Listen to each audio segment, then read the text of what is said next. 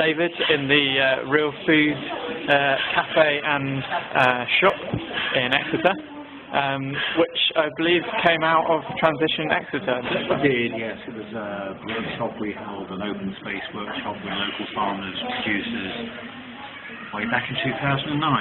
Yeah. February 2009, I remember it well.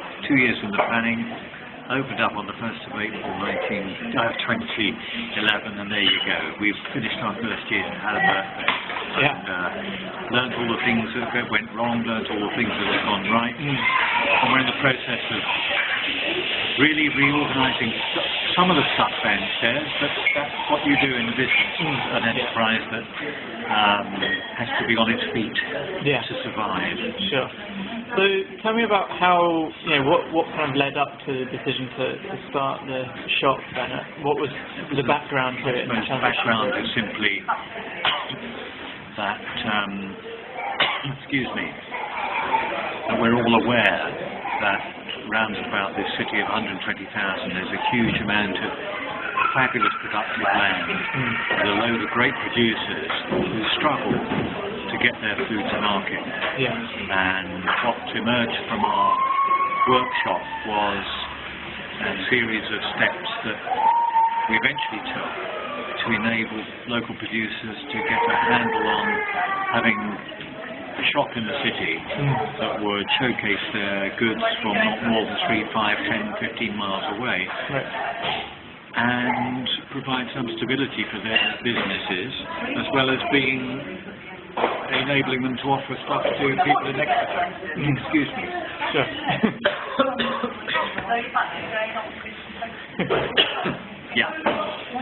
So, tell me, why was there a decision to start a shop and cafe, which seems like quite a big undertaking? It's quite an ambitious undertaking. With the bakery itself, it's quite a big, complex operation, as we discovered. And it was really important to have a cafe to make use of the goods that we had on the fresh produce in the shop to ensure a sort of closed loop. So absolutely nothing in this cafe where we're sitting at the moment is bought in. Everything comes from the shop, which of course we buy in the shop, but it's not a separate line. So when some of the vegetables look as though they really need to be used because they would otherwise be go back into the composting system, we use them up here to great effect. And there's a great cook here, Frankie, who provides signature dishes which we'll see in about half an hour. People come in and so on. And it might be nice if you just popped in. If you're very busy, you could just take a little snap of that. So that was really important. It's also important because we had this space here when we found our 2 empty premises that we got the landlord to knock into one. We had the first floor to deal with, and it was always thought that it would have a cafe function, rather less ambitious cafe that we have now, as well as a space in the evenings for talks, education, things, all the stuff that you will understand that this agenda generates. So we host the Exeter network of social enterprise support here every month and things like that. We've had transition meetings, community agriculture meetings, that kind of stuff. So I guess it's quite a hub of activity then. I mean, the itself is right in the Exeter city centre. Correct, it's in the heart of that. We were lucky to find this, we're lucky to be able to identify this stuff, which is, we're in the process of, this part of Exeter has major redevelopment proposals that may come to fruition in the next 2, 3, 4 years to do with the area behind us, which is the big bus station that is being looked at in terms of comprehensive redevelopment. Where we fit in, we've got we've expressed our interest in all that, but we are no longer the major players, perhaps. We don't know what will happen to this building, but we went in here with our eyes open. Okay. So I guess the Transition Exeter must have been quite well formed or well developed at the point where you kind of decided to take on such a big project. Tell me about the kind of the people that you had involved and the contacts and links that you made before actually starting this up? I think they came through a variety of networking. It's kind of a strange city in Exeter, but nonetheless, all of us had a degree of networking, let's put it that way, that enabled us to assemble the launch meeting from which we generated our capital, the share offer. And that network may have been through food initiatives here that have pre-existed ours, through churches, through development organisations, all the kind of usual, not the usual, but all the kind of stuff that you might imagine people who had an understanding of this local food agenda and knew that Exeter was a complete desert beyond the excellent farmers market that had a weekly presence,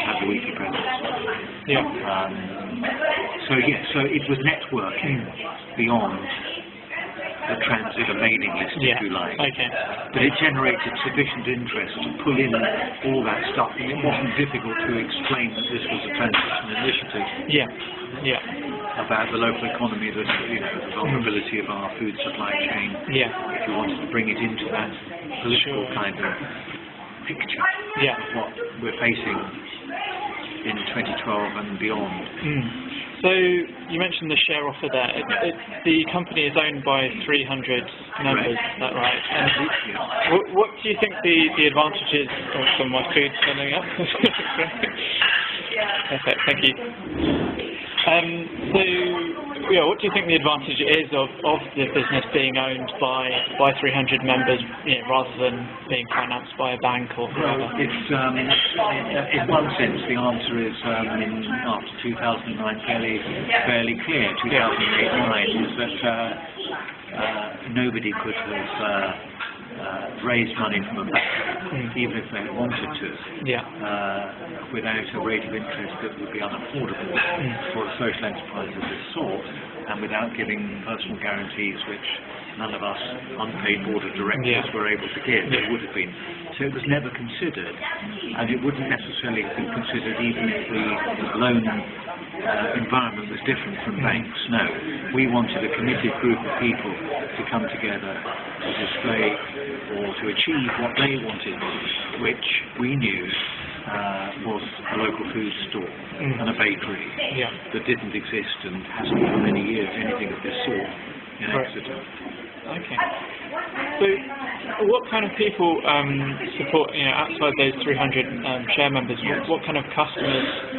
It's a very important question. Customer bases cannot exist. I mean, our business can't exist on the basis of 300 members. And our customer base, I guess, although we haven't done that kind of analysis, but by just presence in the shop, we do know that it's people off the street. If we weren't able to attract people through ordinary footfall, we're not looking for foodie types, we're not looking for people right on who want to come here to shop. These are great people, obviously, but we want people amongst the 3,000 office workers around here, through people from the city council, people who can't get out to shop beyond a sort of bargain basement Tesco in the high street, which that's all there is.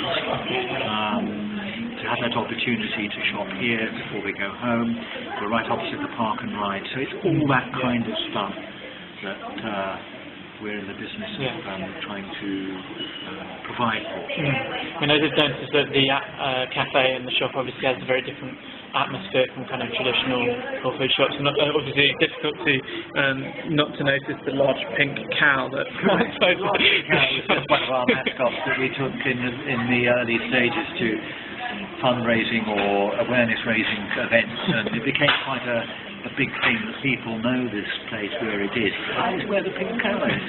They may not actually have been in here. Oh yeah, I see the pink cow.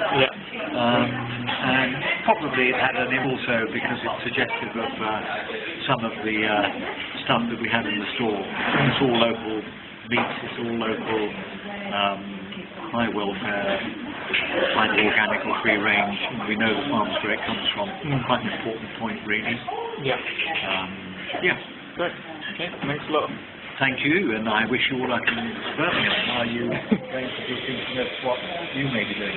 Yeah, great. Thanks a lot.